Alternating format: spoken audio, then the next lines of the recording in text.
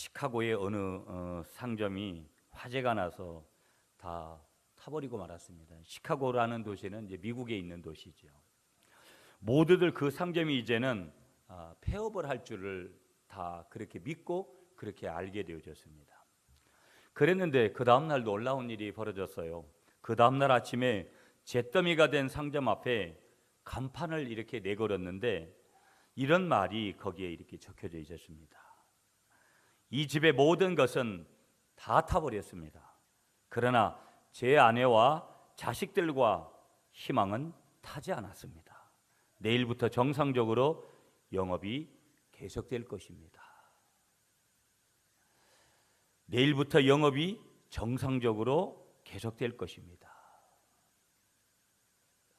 우리가 상상을 좀 해보면 이런 말들을 어떻게 할 수 있을까? 이런 상황이 내가 되어졌다면 과연 나도 이렇게 말할 수 있을까? 그러면서도 우리는 이런 말을 할 수 있다라는 것, 그것은 바로 인간의 힘으로는 불가능할 것이다.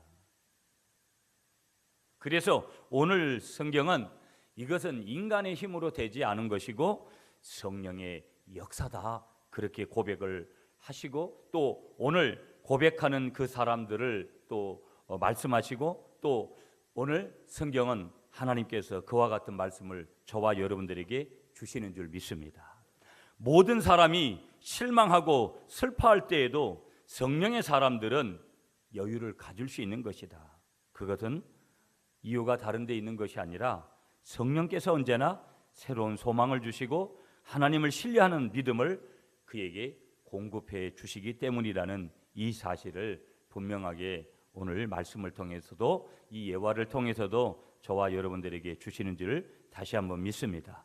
그래서 주님은 나의 최고봉이라는 아주 유명한 그런 책을 쓴 저자인 오스왈드 챔버스 목사님은 이런 말씀을 주세요.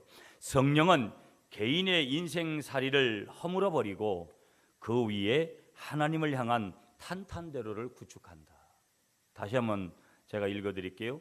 성령은 개인의 인생살이를 허물어 버리고 그 위에 하나님을 향한 탄탄대로를 구축한다. 이렇게 살다 보면 그럼에도 불구하고 삶의 현장에서 일어나는 정말 어처구니 없는 그런 일들 속에서도 삶의 희망을 보는 사람이 있는가 하면은 그렇지 못한 경우들이 다반사라는 것을 보면서 그렇지 못한 사람들을 향해서도 우리가 잘못되어졌다라고 말할 수 없는 이유는 우리 삶을 살아가는 인생의 현장에는 이런 일들이 너무나 많이 있다라는 것을 부인할 수 없기 때문이죠. 다시 말하면 우리가 반론을 점검을 할 필요가 있는데 인간은 희망을 가지고 일어서는 그런 경우들도 있지만 성령의 그런 특별한 은혜 가운데 그렇게 일어서는 경우들이 있지만 그렇지 못한 삶을 살아가는 경우들도 너무나 많이 있다라는 것을 우리가 부인할 수 없다라는 거예요. 그래서 반론의 얘기를 어느 신학자의 예를 통해서 우리가 확인하게 되어지면 신학자 폴 틸리라는 분이 계시는데 이 폴 틸리는 인간을 이렇게 정의합니다. 인간은 어쩔 수 없이 한계의 범주에 산다. 그러니까 어쩔 수 없이 일부러 그렇게 살아가는 사람이 한계에 부딪히는 사람은 없고 어쩔 수 없는 그런 한계의 범주, 영역에서 그렇게 살아가더라는 거예요. 내가 그렇게 되기를 원하는 사람 하나도 없어요. 직장의 문제든 자식의 문제든 돈 문제든 건강 문제든 신앙의 문제든지 안 좋은 쪽으로 하려고 하는 사람은 아무도 없더라는 거예요. 한계에 부딪히고 한계를 넘어서지 않으려고 하는 사람은 아무도 없는데 한계의 범주 안에서 살아갈 수 없는 밖에 없는 존재가 바로 누구냐? 오늘 저와 여러분들이라는 거예요. 특별히 이 폴 틸리는요, 인간의 한계 중에서 4가지를 특별하게 지적을 해서 얘기를 해줍니다. 이 4가지를 지적하는데 첫 번째 한계가 뭐냐면 시간의 한계를 가지고 있다라는 거예요. 우리가 공동묘지를 가든 어디를 가든 여러분 사람의 죽음 앞에는 다 시간의 문제가 있고요. 그 시간이 되어져서 그곳에 가기를 원하는 사람들도 있었지만 시간이 안 되어져서도 그곳에 온 사람들이 있는 거예요. 사건, 사고, 질병 여러 가지 이유 때문에. 그렇기 때문에 인간은 시간의 한계를 가진다라는 거예요. 내가 오래 살고 싶다고 사는 것도 아니고, 내가 그 시간을 25시간으로 늘려서 살겠다고 해도 25시간이 주어지지 않더라는 거예요. 나는 22시간밖에 필요하지 않기 때문에 22시간만 살겠노라고 그렇게 고백한다고 해서 그 사람에게는 2시간 디스카운트 해주는 그런 시간들이 주어지지 않더라는 것이죠. 모두에게 다 공평한 것 같이 24시간이 주어지고, 어떤 사람에게는 그 이상의 시간이 주어지지도 않더라는 거예요. 그 시간의 한계 속에서 여러 가지 문제들을 갖다가 만나게 되어지는 것을 우리가 보게 되어지고요. 또 두 번째는 어떤 한계가 있냐면 공간의 한계가 있더라는 거예요. 그러니까 우리가 살아가는, 우리가 거주하는 집을 보면 뭐 몇 평짜리에 사느냐, 전세냐, 아니면 멀테냐, 뭐 어떤 그런 여기를 해도 그런 한계점을 떠나서 공간의 한계, 평수의 한계도 있고, 교회도 마찬가지고 직장도 마찬가지고, 그래서 아무리 뛰고 우리가 날아봤자 항상 제한된 그러한 공간에서 살아가고요. 그 공간 속에서 우리는 어찌할 수 없는 그런 한계점들을 발견하게 되는 것이죠. 그래서 인간은 두 번째 한계를 만나는데, 그 한계가 뭐냐면 공간의 한계를 만나더라. 세 번째 만나는 한계가 뭐냐면 원인의 한계를 만나더라는 거예요. 그러니까 항상 그 원인 때문에 결국은 그 뒤에 오는 결과도, 열매들도 나빠지는 그런 것들을 우리는 항상 경험하는 거예요. 뭐 때문에 그렇게 됐냐? 우리는 사건을 만나도 사고를 만나도 거기에는 반드시 원인이 있는 거예요. 왜 그렇게 됐나? 내가 지금 어떤 일을 만났을 때 만나게 되어진 원인이 뭐냐? 그 원인 때문에 때로는 울기도 하고 웃기도 하는 그런 일들이 있는데, 대부분 이건 한계점을 말하는 것이니까 우리가 눈물 흘리는 근본적인 그런 원인들이 반드시 있게 되더라는 거예요. 그래서 그 원인은, 모든 그 원인 때문에 결국은 결과를 때로는 좋지 못하게 가져오는 것이 일반적인 그런 모습들이라는 거예요. 어떻게 우리가 보면은 안타까운 그런 얘기들이 계속해서 이어지는 것이죠. 그러면서 네 번째 인간이 느끼는 한계는 결과라는 거예요. 어떻게 되어졌든 저떻게 되어졌든 그 결과 때문에, 더더군다나 좋지 못한 그러한 결과를 가져오는 문제로 인하여서 인간은 한계를 느끼게 되어지는 것이죠. 여기까지가 내 인생의 전부구나, 여기까지밖에 되는 것이 아니구나 하는 것들을 우리는 이 한계점의 결과물들을 통해서 우리가 분명히 확인하게 되어지더라는 것이죠. 그러면서 우리는 이 신학자 폴 틸리의 네 가지 인간의 분석, 그 네 가지의 한계점을 바라보면서 우리 인간이 느끼는 시간의 문제, 인간이 가지는 공간의 문제, 원인의 문제, 이 결과의 이 한계점의 선상에서 어떻게 하면 생존하면서 승리를 할 수 있을까? 어떻게 하면 우리가 이 삶의 현장에서 이것을 이겨낼 수 있는 길이 주어지게 될까? 우리는 이제 고민하지 않을 수 없는 그런 현장에 우리가 놓여져 있고, 또 그것을 극복을 해야지만이 우리가 되는 것은, 그 한계가 있더라도 한계점에서 끝나는 거라면 결국 그 사람은 인생을 계속 살아가는데 여러 가지 어려움들을 영적으로나 정신적으로나 육체적으로 전인적으로 그렇게 가져올 수밖에 없는 것이다. 그럼에도 불구하고 어떻게라는 이 하우의 문제를 우리는 반드시 질문해야 되고, 그 어떻게라는 이 문제를 어떻게 좋은 쪽으로 생존으로 우리가 인도해 나아갈 것이냐, 그 방향을 우리가 잡고 나아갈 것이냐 하는 것들은 대단히 중요한 것이다 하는 것. 그러면서도 오늘 우리는 솔직하게 우리의 자신들을 좀 인정해야 되는 사실들이 뭐냐? 인간은 나약하고 능력에는 한계가 있더라. 인간의 나약함과 또 그가 가지는 능력의 한계가 반드시 있다라는 것을 우리는 인정하지 않을 수 없는 그런 시대에 우리가 살아가고 있고, 여러 가지 이유를 통해서 많은 것들을 이렇게 우리가 긍정적으로 보려고 해도 그것을 우리는 부인할 수 없더라는 거예요. 그래서 인간의 힘으로 육신의 어떤 필요한 모든 소욕들을 우리가 이길 수가 없는 거예요. 내가 가지고 있는, 내 속에 나타나고 있는 그런 욕망들과 내가 잘못된 그런 욕구들을 인간의 힘으로는 절대 그것을 이겨낼 수가 없는 것이다. 그러므로 이것 때문에 더 나아가서 위대한 신앙인이었던 사도 바울은 로마서 7장 24절에 그런 고백을 하죠. 오호라 나는 공고한 사람이로다. 이 사망의 몸에서 누가 나를 건져낼 거냐. 내 마음속에는 두 자아가, 육신의 자아와 영적인 자아가 서로 싸우는데 결국은 이 싸움에서 누가 나를 건져낼 것이냐 하는 것을 고백을 하면서 결론에 그가 이르게 되어진 것은 그리스도의 십자가라는 것을 말씀하고 있는데, 여하튼 그 두 자아의 탄식 속에서 누가 나를 건져낼 것이냐라는 이 질문 속에는 경제적으로 돈이 많으면 될 것 같은가? 라는 질문을 해보기도 하고, 내가 가진 어떤 특별한 그러한 직업적인 명예를 가지고 그것이 될 건가? 라는 것도 한번 생각을 해보게 되어지고, 내가 가지고 있는 특별한 그러한 학위를 가지고도 한번 이 문제가 해결된 것인가? 라는 질문도 해보지만, 오늘 성경의 해답은 우리에게 끊임없이 무슨 답을 주고 있는 것이냐? 그런 것은 근본의 답이 될 수 없다라는 것을 말씀하고 있는 것이죠. 인터넷 사이트 자료를 보다 보니까 이런 자료가 올라왔어요. 이제 삼성그룹이 연말이 되면은 이제 고가 평가를 하잖아요. 그러면 수천만 원씩 성과금을 주기도 하고 몇 년마다 그런 것 같더라고요.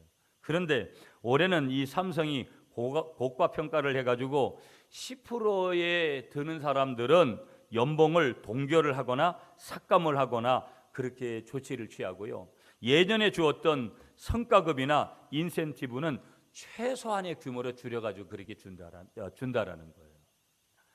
평상시에 차라리 안 받아봤던 사람들은 어떤 것을 특별하게 받으면 귀한 것이지만, 쭉 받아왔던 사람들이 어느 날 그것을 안 받으면 얼마나 크겠어요. 그러나 오늘 어떤 그룹이 됐든, 한국 사회에서 최고의 그룹이라고 말하는 그 그룹이 됐든 어떤 그룹이 됐든, 우리의 삶의 현장에서 일어나는 것들이 어제는 되어졌고 오늘이 되어졌어도 내일 된다고 보장할 수 있는 그룹이 어디에 있을 것이며, 어제 됐다고 해서 오늘 똑같이 그렇게 되는 법은 없다라는 것을 오늘 이 아주 우리나라의 굴지의 기업인 이 삼성그룹의 예를 통해서도 우리에게 알려주고 있다라는 것을 보게 되어집니다.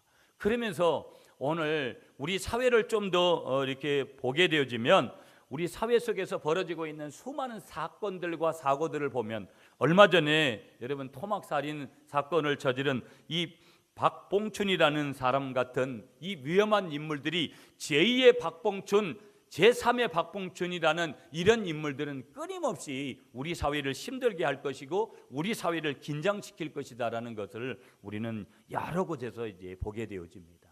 그래서 이런 사회 속에서 우리가 과연 무엇을 얻고 무엇을 우리가 극복하며 살아갈 수 있는 건가, 여러 가지를 생각하게 되죠. 정치를 바라보아도, 경제를 봐도 이제 곧 있으면 모든 공과금들이 내년도에 다 일괄적으로 또 오른다라는 거예요. 그럼 결국은 뭐냐? 오늘 우리가 살기 더 좋아지는 세상보다는 살기 참 어려운 그런 한계점들을 느끼는 요소들이 너무나 많은 곳에 그렇게 도사리고 있다라는 것을 보게 되어지고, 우리의 삶의 자리들을 위축시키는 그런 일들이 너무나 우리 속에 많이 있다라는 것을 우리에게 알려주는 것이죠. 기독교 작가 중에 리차드 포스터라는 분이 있습니다. 그분이 쓴 책 중에, 우리 그 예전에 3층에 도서관에도 그 책이 있었는데 지금도 있을 거예요. 돈, 섹스, 권력이라는 그런 제목의 책이 있습니다. 그 책에서 이런 소개를 하고 있습니다. 두란노 출판사에서 나온 책인데요. 거기에서 보면 이 리차드 포스터는요, 그 책을 통해서 인간은 영적으로 도전을 받고 있다라는 거예요. 본디가 이마고데이, 하나님의 형상을 입은 우리들은 영적 의미들이, 육적인 의미들이 있고 정신적인 지정이라는 의미들이 다 포함되어 있지만, 그럼에도 불구하고 하나님의 형상을 입은 우리들의 중심은 바로 어디냐면 영적인데 그 중심을 더 두거든요. 그런 가운데 인간은 영적으로 끊임없이 도전을 받고 있다 이 말이에요. 그런데 오늘날 현대인들은 특별하게 7가지의 그런 영역에서 악마적인 그런 폭력에 도전을 받고 있더라는 거예요. 좋지 못한 그러한 오늘 믿음 안에 있는 사람들이 당하고 있는 그런 영적인 도전 7가지를 소개하는데, 그 첫 번째가 바로 뭐냐면요, 그 첫 번째가 바로 만몬입니다. 돈이에요, 돈. 성경은 돈을, 재물을 만몬이라고 소개를 하고 있는데, 돈, 우리가 너무나 때로는 좋아하고 또 절대적으로 우리가 인생을 살아가는 데 있어서 필요한 돈, 이 돈을 말씀하고 있는데, 이 돈의 문제를 말씀하면서 돈이라는 것은 단순히 물질이 아니라 무서운 힘으로, 권력으로, 능력으로 우리의 삶의 자리에 다가오더라는 거예요. 그래서 수많은 사람들이 이 권력의 힘, 이 다시 말하면 재물의 힘, 이 만몬, 돈의 힘 때문에 결국은 무릎 꿇기도 하고 때로는 갖다가 다른 사람을 무릎 꿇리기도 하는 그러한 어처구니 없는 그런 행동들을 하게 되더라는 것이죠. 그런데 성경은 돈을 뭐라고 얘기하냐면 잘못된 돈에 대해서는 성경은 만몬, 우상이라고 우리에게 분명하게 말씀해 주고 있다라는데, 우리가 이 돈의 문제를 분명하게 바라봐야 될 것은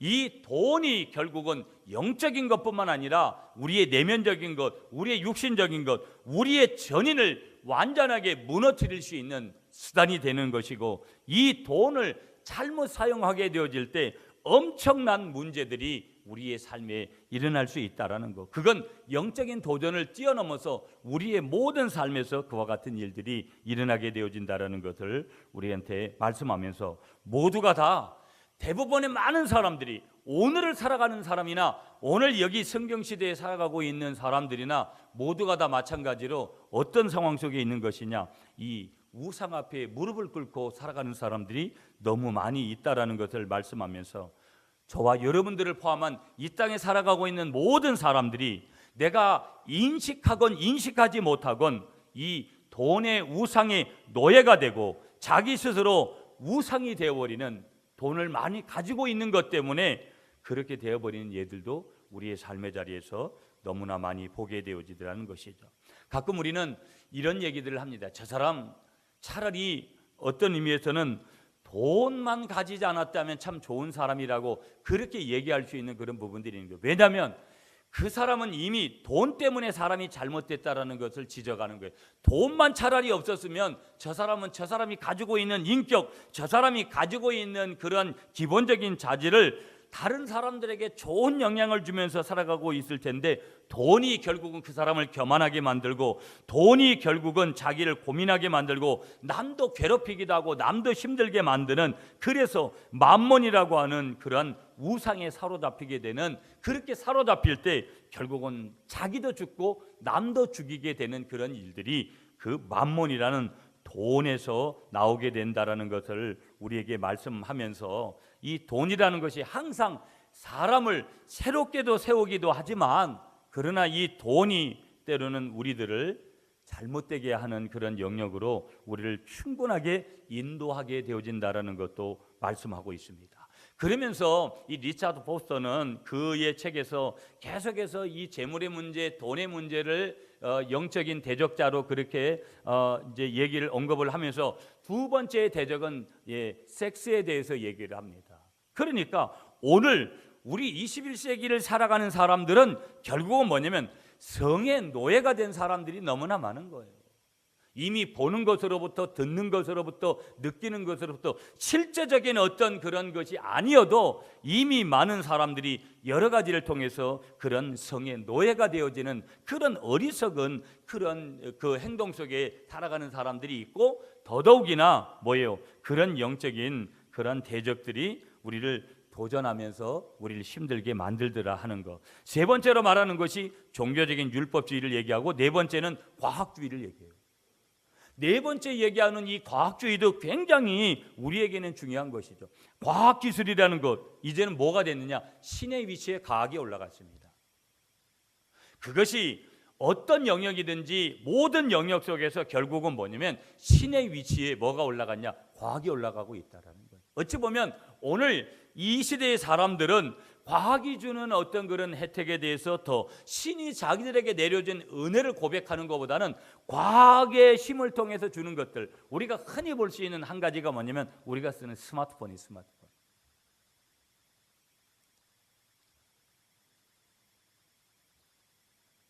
이미 내가 그거를 신으로 여기지 않지만 그것이 신이 되어버린 그 이유가 뭐냐? 과학주의 때문에 그렇다는 것이죠. 과학주의. 스마트폰의 노예가 되어버린, 그게 어찌 보면 다 누구든지 그렇게 말씀을 전하고 있는 저 자신도 거기에 예외일 수 없다라는 것을 우리가 볼 수 있는 것이죠. 그러므로 과학주의에 시달리는 우리의 영들, 우리의 영이 지금 이 과학주의에 시달리고 있다 이 말이에요. 그래서 여러분들이 오늘 이 아침에 이렇게 보시지만 어떤 사람들은 지금 거의 말씀이 안 들어가는 사람들도 상당히 많아요. 왜 그런 줄 아세요? 생각이 너무 분산돼 있어가지고 지금 엉뚱한 짓도 하고, 지금 생각이 내가 지금 말씀을 사모하고 내가 지금 말씀을 들어야지 이렇게 지금 있는 사람과 여기는 전혀 그 배경이 안 돼 있는 사람하고 여기 좀 섞여 있습니다. 왜 그런 줄 아세요? 한 주간 동안 어떻게 살았는지를 그대로 보여주는 거예요. 그러나 대부분의 많은 사람들이 그런 요소를, 말씀을 전하고 있는 저까지도 그런 요소를 다 가지고 있는 거예요. 왜 그런지 아세요? 그게 이제 오늘 이 시대에 우리의 영을 넘어뜨리려고 한 도전하는 그러한 과학주의의 힘이라 이 말이에요. 왜? 이것이 신적인 위치에까지 지금 올라가 있으니까. 스마트폰 하나만 보더라도 그게 하나 없으면은 그걸 늘 봐야 되고, 우리가 만약에 그것이 영적인 것과 같이 우리가 성경이라고 얘기하듯이 우리가 매일 그렇게 성경을 본다 하면, 매일 그렇게 기도를 한다고 한다면, 내가 매일 하나님 앞에 그런 행동을 한다고 하면 엄청난 기적을 경험할 것입니다. 그런데 그런 것들은 하지 않고 우리는 이 과학주의가 주는 것들에 대해서, 이 과학주의가 주는 것들이 전부 나쁜 것은 아니죠. 문제는 뭐예요? 영적인 도전을 주는, 우리를 넘어뜨리는 그것이 신적인 위치에까지 올라가는 것이 문제이기 때문에 그게 우리가 고려해야 될 대상이라는 것이죠. 그러면서 이 리차드 포스터가 얘기하는, 그의 책에서 얘기하는 다섯 번째 인간을 영적으로 도전하는 내용은 뭐냐? 자기중심주의라는 거예요. 여러분, 제가 이 포스트 모더니즘이라는 얘기를 제가 끊임없이 얘기하는데, 이 포스트 모더니즘 시대를 살아가고 있는 사람들에게 나타나는 자기중심주의, 자기도취, 이기적인 생각, 자기중심적인 모든 것, 이게 모두를 힘들게 하는 것이죠. 얼마나 힘들게 하는 건지 모른다라는 거예요. 그러니까 자기중심적인 삶을 살아가는 사람들이기 때문에 겉으로는 어떤 표현을 할지 몰라도 많은 사람들이 마음을 닫고 사는 거예요. 교회를 우리가 같이 왔지만 많은 사람들은 마음을 닫고 얘기해요. 무슨 얘기냐? 그냥 형식적인 얘기만 하는 거예요. 자기의 진실된 얘기는 많은 사람들이 한켠에 담아두고, 한켠에다가 숨겨두고, 한켠에다가 가면을 쓰고 절대 그것을 다른 사람에게 잘 오픈하지 않으려고 하는 거예요. 이것이 극단적인 이기주의로 가고, 또 이것이 집단적인 이기주의로 가게 되어질 때 얼마나 우리 사회가 힘들어지는지 몰라요. 여러분, 오늘 우리나라가 어떤 한 당이 여러분 이제 없어지게 되어졌어요. 어떻게 보면 양극화의 또 이면일 수 있고요. 진보냐 보수냐 이런 것을 따지는 우리 사회 속에서 끊임없이 앞으로도 그런 그 양자 대결 같은 그런 일들이 벌어질 거라는 거예요.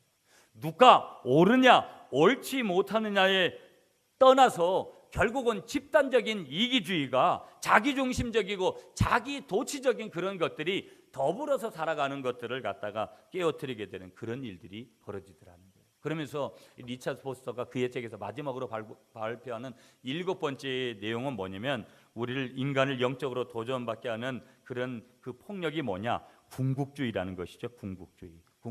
6번째. 그러면서 7번째는 절대회의주의에 대해서 얘기를 해요. 그러니까 많은 사람들이 안 된다, 망한다, 의심스럽다, 믿을 것이 못 된다라는 거. 이미 왜 믿음을 잃어버린 그런 시대에 우리가 살아가잖아요. 그래서 절대회의를 하면서 살아간다라는 거예요. 절대 희망이 아니라, 복음은 절대 희망인데 그럼에도 불구하고인데 결국은 뭐예요? 오늘 우리들이 영적으로 도전을 받게 되어질 때 사단이 우리들에게 폭력을 주는 것이 바로 무엇이냐? 절대 회의주의를 주더라는 거예요. 여러분, 안 된다라는 그런 내용들, 우리가 안 되는 요소를 분석하는 것은 있지만 안 된다라고 믿고 나아가는 것은 결국은 불신앙이죠. 결국은 그것은 성령의 역사가 될 수 없다는 거예요. 자, 그러면 우리가 이쯤에서의 그런 서론적인 얘기를 말씀을 드리면서 여기서 이런 질문을 하나 던져야 돼요. 뭐냐면, 자, 그렇다면 결국은 뭐냐면 양면적인 거, 제가 긍정적인 예화와 부정적인 어떤 그런 접근 방법에서의 두 얘기를 혼합해서 말씀을 드렸는데, 이 수많은 그러한 무서운 영적인 도전 앞에 우리는 어떻게 대처를 하면서 살아갈 거냐, 이 문제가 우리에게 주어지더라는 것이죠.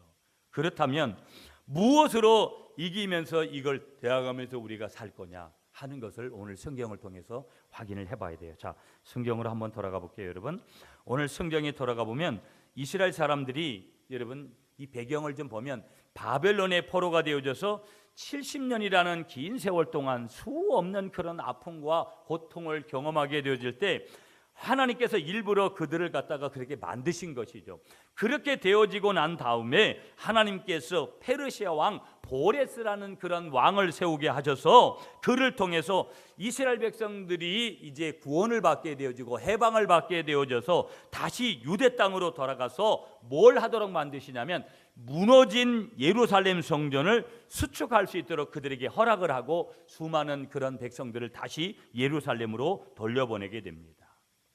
하나님께서 그들을 70년 동안 특별히 바벨론에 가서 종살이 하게 되어졌지만, 그러나 이제 하나님께서 다시 페르시아 왕 고레스를 세워서 엄청난 자유를 그들에게, 이스라엘 백성들에게 주시고 그들은 이제 마지막에 이제 고국으로 다시 돌아오게 되는데요. 이스라엘 사람들은 돌아와서 뭘 했냐면 열심히 하나님이 자기에게 명령하신 그 예루살렘 성전 기초를 다지면서 눈물과 감격 속에서 성전을 다시 지으려고 했는데 문제가 하나 발생됐습니다. 그것을 방해하는 사람들이 나왔는데 그 사람들이 누구냐면 사마리아 사람들입니다. 사마리아 사람들과 더불어 가지고 그들이 함께 더불어 그 무너진 성을 수축하자고 할 때 이 사마리아 사람들이 나타나 가지고 도움을 거절을 하고 결국은 사마리아 사람들이 이 성전을 재건하는데 엄청난 전면적인 박해를 이 이스라엘 백성들에게 하게 되어집니다. 마침내 여러 가지 그러한 내적인 부분, 그러한 또 외면적인 부분들, 이런 이유로 해서 성전 공사가 어떻게 되냐면 중간에 중단이 되어져 버립니다. 이 성전 재건이 중단돼서 횟수로 따지면 몇 년 동안이 흘렸냐면 14년이라는 시간이 그냥 흘러가 버리는 거예요. 이때 나타나는 하나님의 사람 선지자가 누구냐면 학개 선지자와 스가랴 선지자예요. 오늘 성경에 이 학개 선지자와 스가랴 선지자를 통해서 하나님께서 이스라엘 사람들에게 재촉을 하시는 거예요. 뭘 재촉을 하시느냐? 하나님의 성전을 먼저 재건하라는 거예요. 그때 여러분, 우리라면 어떻게 생각하겠어요? 우리의 삶의 들이 뭐 직장 문제, 자녀 문제, 물질 문제, 건강 문제 여러 가지가 왔어요. 도저히 여기서 무언가가 뚫릴 것 같지 않은 그 순간에 하나님이 나에게 너 건축원금 1,000만 원 내라, 뭐 2,000만 원 내라, 네 집을 갖다가 뭐 교회에다 바쳐라. 만약에 이래도 내가 기도하는 가운데 그런 음성을 들었다고 생각하면 여러분 어떻게 판단하시겠어요? 어떻게 보면 이스라엘 백성들이 지금 처해 있는 환경은 이런 거예요. 그래서 우리는 이런 추측을 해볼 수 있는 거예요. 이스라엘 백성들은 이렇게 생각했을 것이다. 하나님, 돈이 있어야 하지 않습니까? 하나님 보십시오. 오늘 우리가 이 정치, 경제, 사회, 문화를 보면 정치, 경제 이 모든 것들이 안정이 돼야 되는 것 아닙니까? 아니, 우리가 뭘 좀 가진 게 있어야 뭘 좀 할 수 있는 것 아닙니까, 하나님? 이렇게 물을 수 있는 거거든요, 얼마든지. 그런데 하나님은 그런 얘기를 안 드시는 거예요. 여러분, 기도를 좀 해보시고 기도 생활을 하면은요, 우리가 참 어려울 때가 이때거든요. 하나님이 좀 내 생각대로 좀 해주기를. 어찌 보면 저도 요즘 그런 감정을 참 많이 느껴요. 제가 여러 가지 나름대로 하나님 앞에서 열심히 하려고 하는데도 하나님이 제게 뭔가를 좀 줘야 되는 그런 부분이 있는데도 그런 걸 허락하시질 않거든요. 말씀을 전하고 있는 제 심정이 어떻게 보면 이런 심정이었다고 저는 그렇게 감히 고백할 수 있어요. 여러분들도 그럴 때가 있는 거예요. 그런데 이스라엘 백성들도 그런 거예요. 그런데 하나님은 초지일간 뭐라고 말씀하시냐면 하나님의 집을 지으라는 거예요. 하나님의 집을 지으라는 거예요.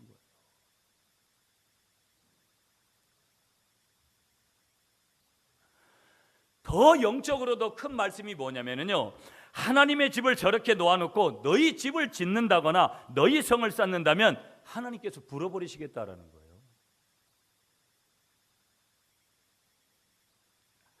그러므로 하나님의 집을 짓는 것을 먼저 끝내라고 명령하시는 거예요.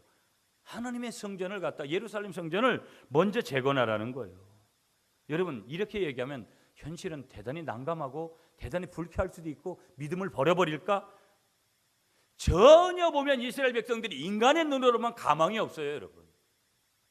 인간의 눈으로만 가망이 없는 거예요. 우리가 그럴 때 있잖아요. 내 생각으로는 어떻게 할 데가 없는 거예요. 어떻게 할 수가 없는 그때를 만나는 거예요, 여러분. 누구든지 그런 것을 만나지 않는 사람은 이 세상에 아무도 없는 것이죠.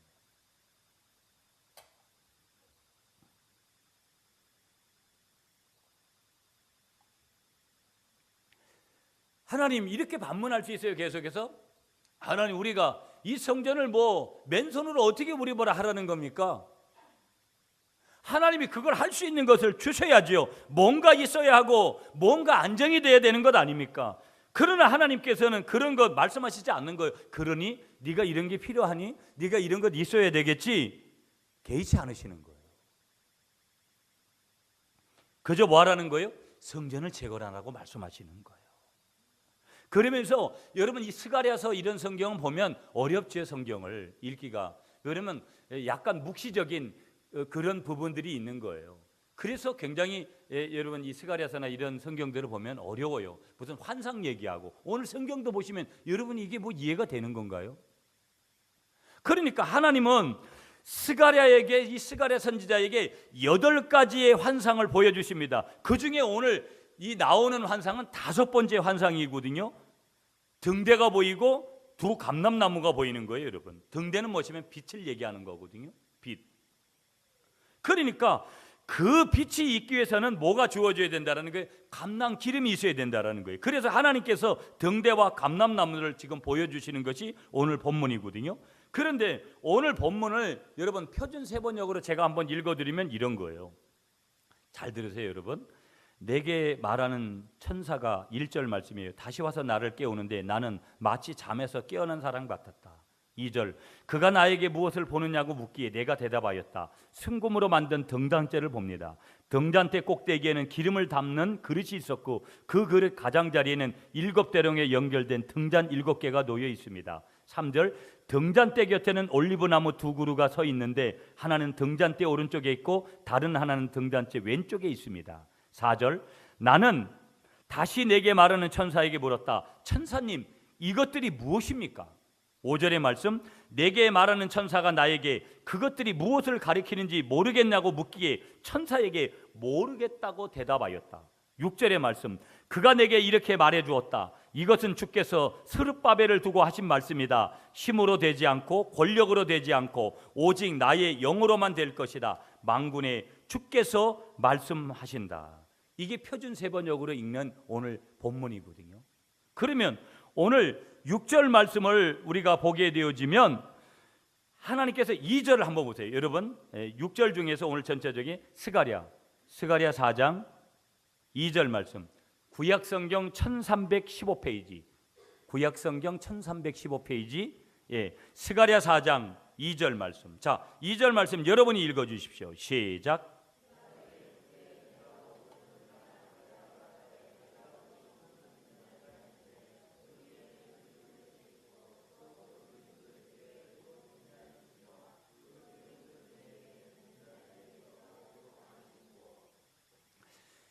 여러분, 하나님께서 천사를 동원해서 이렇게 묻는 거예요. 뭘 보냐?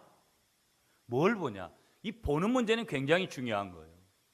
이스라엘 백성들이 지금 하나님의 뜻은 한 가지예요. 성전을 재건하라는 거예요. 그런데 인간적으로는 사마리아 사람들의 협력도 필요하고 그런데 인간적인 협력을 전혀 못 받아요. 하나님이 돈을 주시겠다 뭐 여러 가지 그런 거 말씀하시지 않았어요. 하나님이 오늘 말씀하시는 게 네가 뭘 보냐? 이 질문 속에는 굉장히 중요한 게 우리에게 스피리추얼 인사이트라는 영적인 그런 통찰력을 우리에게 요구하시는데 그게 뭐냐면 네가 보는 게 뭐냐? 지금 영적인 거 보고 있느냐? 네가 보는 게 육적인 거 보고 있느냐? 안 된다라는 거 너 보면서 생각하냐? 네가 그걸 보면서 된다라는 걸 생각하냐? 이거 우리가 무슨 일을 보든지 교회를 보든지 뭘 보면 인간적으로 보면 참 힘든 것들이 너무 많아요. 묻는 거예요. 그러니까 뭘 보라냐는 뜻이냐? 네가 환상을 봐라. 하나님의 은혜를 봐라. 하나님께서 보여주시는 미래를 봐라. 그 의미가 여기에도 함축되어 있는 거예요. 뭘 보느냐의 이 의미가. 그러니까 하나님은 너 육적인 거 봐라. 안 된다는 거 봐라. 너 그냥 인간적으로 내 생각에서는 안 된다고 생각하는 거 거기에 머물러라, 이런 말씀을 주시는 것이 아니라 너는 안 된다고 말하지만 내가 하면 된다라고, 그렇게 그걸 봐라, 여기 이런 뜻이 여기에 함축되어 있더라는 거예요. 아멘이십니까? 그러면서 뭘 물으시는 것이냐? 무슨 뜻인지 알겠냐? 너 그거 보면서 그 무슨 뜻인지 알겠어? 이 두 가지를 말씀하는 거예요. 하나님이 보여주시는 것을 봐야 되고 하나님이 보여주시는 것을 알아야 된다. 보는 것만 해서 끝나는 것이 아니라 보았으면 뭘 해야 되는 거예요?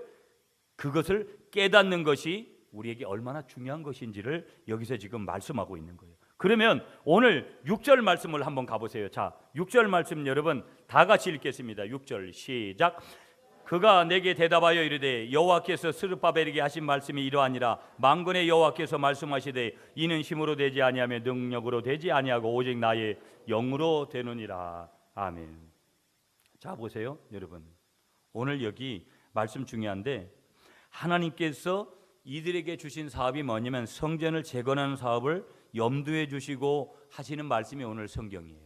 그런데 오늘 여기 성전 제거 작업은 뭐냐? 오직 다른 방법으로는 안 된다라는 말씀이 오늘 말씀이에요. 그러면 오늘 성경에 보면 원문으로 보면 무엇으로? 여러분 6절 보세요. 6절 말씀 6절 보면 힘으로 또 그다음에 능력으로 로. 원어에 보면 이 원문상의 로는 부정어입니다. 부정어. 그러니까 이 부정어가 여기 다시 말하면 오늘 7절 말씀에 힘으로 능력으로 안 된다라는 강력한 부정을 말씀하시는데 이 부정어를 두 번씩이나 반복했다라는 것은 무엇이냐면요, 히브리어로 말하면 히브리어에서 가장 강한 의미의 부정어입니다. 이것은 무엇 된다는 것이 아니라 이것은 안 된다는 것이니까 한마디로 말하면 뭐예요? 사람의 힘으로는 하나님의 성전 재건 사업은 어떻다라는 거예요. 어떤 경우에도 사람의 힘으로 혹은 사람의 능력으로는 절대 되지 않는 사실을 부각시키기 위해서 이 로라는 부정어를 연거푸 사용하신 거예요. 그러니까 이 로라는 히브리어 두 단어를 연거푸 쓰신 것은 절대 사람의 능력으로는 안 된다라는 것을 강조하시기 위해서 하나님께서 그렇게 쓰신 거예요. 여기 히브리어의 힘이라는 단어는요, 하일이라는 단어를 썼거든요. 하일이라는 단어, 일반적으로 말하는 군사력을 말하는 거예요. 그건 군사력 가지고 안 된다라는 거예요. 그걸 얘기하는 거예요. 그러면서 여기 두 번째 말씀하고 있는 얘기 능력이라고 했어요. 능력으로 되지 않고, 능력이라는 히브리어 단어는 코아흐라는 단어를 썼는데 인간적인 능력, 재능을 의미하는 거거든요. 그러니까 인간적인 능력, 인간적인 재능으로는 절대 하나님의 일 못한다, 이걸 말씀하고 있는 거예요. 아멘이십니까? 그러므로 여러분 이 전제는 무엇으로 두 단어를 통해서 연거푸 강한 부정을 하나님께 하신 것은 강한 긍정을 말씀하시려고 하는 거예요. 그 강한 긍정의 하나가 뭐예요? 뭐로 된다라는 거예요? 결론은요, 하나님의 영으로 된다라는 거예요. 참 이게 인정하고 싶지 않고, 어떤 때는 물론 그러면 우리의 경험, 우리가 이미 주어진 것은 다 잘못된 거냐? 그건 아니죠. 내가 어떤 재물을 주시고 건강을 주시고 내가 어떤 학위를 주시고 명예를 주시고, 이건 감사한 거예요. 그게 나쁜 것이다가 아니라 그것만 추구하기 때문에 그게 결국은 나빠지는 것이지 그게 나쁜 게 아니죠. 내가 명예를 얻게 되어지는 거 하나님이 나에게 주신 복이 아니겠어요? 그 복을 누리면서 살아가는 것은 정당한 거라는 거예요. 내가 거지로 살아가는 것보다는 하나님은 내가 부자로 살기를 원하시는 줄 믿습니다. 이게 당연한 영적인 원리라는 거예요. 그러나 하나님이 오늘 분명하게 우리에게 보여주시는 말씀은 이 점을 가르쳐 주시는데, 사실을 사실대로 알고 그 미래를 알고 그 비필을 알 때 오늘을 극복하고 오늘을 이길 수 있는 능력이 거기서 생기게 되어진다라는 말씀하시면서 다시 분명하게 말씀하시기를 힘으로 되지 아니하며 능력으로 되지 아니하고 오직 나의 신으로 되어진다 하는 이 말씀은 인간의 방법으로 안 되는 것은 절대 될 수가 없다. 아까 힘이라는 것은 군사력이라고 했습니다. 이런 것으로 안 된다라는 거예요. 능력으로 안 된다라는 거예요. 건강만 있으면 된다. 건강하면 세상 잘 살 수 있다. 건강하면 다 그렇게 살든가요? 건강하고 안 하고의 차이는 백지 한 장 차이밖에 안 됩니다. 아멘이십니까? 그러므로 하나님께서 오늘 우리에게 가르치는 것은 뭐예요? 힘으로 안 된다, 군사력으로 안 된다라는 거예요. 능력으로 안 된다, 오직 뭐로만 된다? 하나님의 영으로, 하나님의 힘으로 된다라는 것, 여러분이 믿으시는 여러분들이 되시기를 간절히 축복하겠습니다. 하나님의 힘이 뭐라는 거예요? 오늘 성령님이라는 것이죠. 한번 따라하겠습니다. 하나님의 힘은 성령이십니다. 아멘이십니까? 그러니까 오늘 우리에게 주시는 메시지, 오늘 이스라엘 백성들이 성전을 재건하고 오늘 이스라엘 백성들이 다시금 하나님 앞에 살 수 있는 길은 뭐냐? 성령 하나님의 은혜다. 오늘 저와 여러분들이 인생을 살다 보면 다 무너진 것 같아요. 다 무너진 것 같아서 안 된다라고 말해도 우리가 하나님 앞에 엎드리면 하나님은 하신다 이 말이에요. 아멘이십니까? 그러므로 내 알량한 자존심과 내가 알고 있는 그런 바운드리의 영역 안에서 내 인생을 설계하지 말고 어디 안에서 우리 인생을 설계하라는 거예요? 성령 하나님 안에서 우리가 설계해야 될 줄 믿습니다. 내가 안 된다고 여겨지는 것도 기도하면 누가 이루시는 것이냐? 하나님이 이루신다라는 것을 믿으시고요, 다시 일어날 수 있는 힘을 하나님께서 저와 여러분들에게 주신다라는 것을 다시 한번 믿으시는 여러분들이 되시기를 다시 한번 간절히 축복하겠습니다. 사도행전 1장 8절 말씀, 우리가 잘 아는 말씀이죠. 오직 성령이 너희에게 임하시면 너희가 권능을 받고 예루살렘과 온 유대와 사마리아와 땅끝까지 이르러 누구의 증인 된다라는 거예요? 주님의 증인, 성령님의 증인이 되는 사건이 일어나더라는 거예요. 그러므로 오직 성령이 너에게 임하시면, 내게 성령이 임하도록 하기 위해서는 뭐가 해야 되는 거예요? 내게 성령이 역사하도록 하기 위해서는 하나님을 믿고 하나님을 신뢰하고 하나님을 예배하고 하나님께 기도하고 하나님의 말씀에 순종하는 그런 역사가 선행되어야 될 줄 믿습니다. 그러면 거기에 뭐가 임하는 거예요? 능력이 임하게 되어지고, 그러면 우리는 증인된 삶을 사는 거예요. 간증하는 삶을 사는 거예요. 나는 내가 이렇게 돼서 우리 집이 내가 이렇게 잘못되어졌는데 내가 하나님을 믿고 하나님의 은혜를 구하고 하나님의 능력이, 성령의 능력이 우리 가정에, 우리의 삶의 자리에 임하게 되어지니까 내가 이렇게 완전히 뒤바뀌어지는 역사를, 기적을 이뤄냈다고, 그런 간증의 주인공을 저와 여러분들로 삼으시는 은혜가 임하는 줄 믿습니다. 아멘이시죠 여러분? 여러분, 베드로는요 성경에 보면 늘 부족한 사람이었습니다. 그래서 예수님을 다굴기 전에 3번 부인할 거라는 대로 그대로 예수님도 부인하고, 그리고 마지막에 예수님이 십자가에 달리는 그 자리에 있지도 않았어요. 그런데 사도행전 1장 8절에서 마가의 다락방에서 성령의 기름 부으심의 은혜를 받고 나니까 베드로가 설교할 때 여러분 3,000명, 5,000명이 회개하는 역사가 일어나잖아요. 이런 담력이 어디서 올까요? 여러분, 목회도 마찬가지인 거예요. 전 요즘도 제가 그런 적이를 많이, 교회를 이렇게 바라보고 인간적으로 바라보고 있으면요, 정말 희망이라는 것은 별로 그렇게 보이지 않는 것들이 많아요. 과연 이렇게 해서 목회를 어떻게 할까? 내 인생은 이제 50대로 접어들어서 이제 그렇게 시간들이 많지 않은 것 같은데, 성도들을 바라보고 또 나름대로 동역한다는 이런 여러 요소들을 보면 정말 제가 몇 번, 어제도 이제 셀리더 모임에서 그런 말씀을 좀 드리지만 양에 안 차는 부분들이 굉장히 많아요. 답답하기도 하고 어떻게 할까라는 고민도 해보지만 답을 특별하게 찾을 수 없는 어떤 그런 부분들이 굉장히 여러 곳에 있어요. 목회도 그렇고 여러 요소들, 삶을 살다 보면 이런 요소들이 있잖아요. 여러분들도 있잖아요.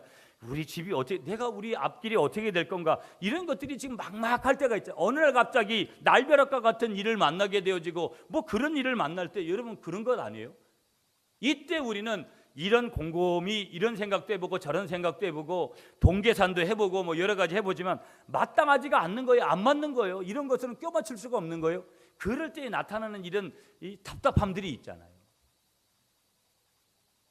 베드로에게 그런 담력이 어디에서 왔을까요? 인간이기 때문에 여러분, 목회를 하면서 절망도 오고 아픔도 있고 뭐 여러 가지가 있어요. 여러분들도 마찬가지인 거예요. 예수를 믿으면 늘 담대하냐? 그렇지 않아요? 그래도 우리에게 희망이 있는 것은요, 복음 안에 있는 귀한 역사, 성령님의 역사는 바로 오늘 담력이, 오늘 이 베드로에게 어디서 왔느냐? 이스라엘 백성들에게 이루어진 이 담력이 어디서 왔느냐? 오직 성령 하나님으로부터 온 줄 믿습니다. 그래서 이 믿음 놓치면 끝나는 거예요. 하나님 붙든 선 놓치면 우리 모두가 다 끝나는 거라 이 말이에요. 그러나 다른 거는 다 놓쳐도 괜찮은 거예요. 성령님 손 붙들면 다시 일어날 수 있는 힘과 성령님 손을 붙들면 다시 우리가 하나님이 주시는 복의 자리로 달려가게 될 줄 믿습니다. 그래서 조지 스웨팅이라는 분은 이런 얘기를 했더라고요. 여러분, 어떤 곳을 채우려면 먼저 그것을 비워야 한다. 당신의 인생이 무기력하다면 그것은 당신이 완전하게 성령의 지시를 따르지 않기 때문이다. 어찌 보면 저도 그런 것 같아요. 내가 무슨 교인을 탓하고 환경을 탓하고 뭐를 탓해야 될 이유는 없는 것 같아요. 제가 더 하나님 앞에 서 있지 못하는 그 부분일 것이다. 여러분들도 마찬가지일 거예요. 여러분의 인생에서 왜 이런 일을 만날까? 하나님의 메시지가 거기에 있다라는 거예요. 성령의 메시지가 있다라는 거예요. 그러므로 여러분, 나의 무기력함이 느껴진다면 무엇을 봐야 된다라는 거예요? 내가 아직도 완전하게 성령의 지시를 따르지 않고 있구나. 그렇다면 답은 한 가지라는 거예요. 내가 이제부터 뭐 하면 되는 거예요? 성령의 지시를 따르면 되는 것이죠. 왜? 오늘 제목이 뭐예요? 오직 나의 영으로 되는 거니까. 나의 영이라는 것은 성령이니까 성령으로는 되는 것이니까 교회 부흥도 가정의 부흥도 내 사업 문제도 직장 문제도 건강 문제도 모든 문제가 다 뭐로 된다라는 거예요?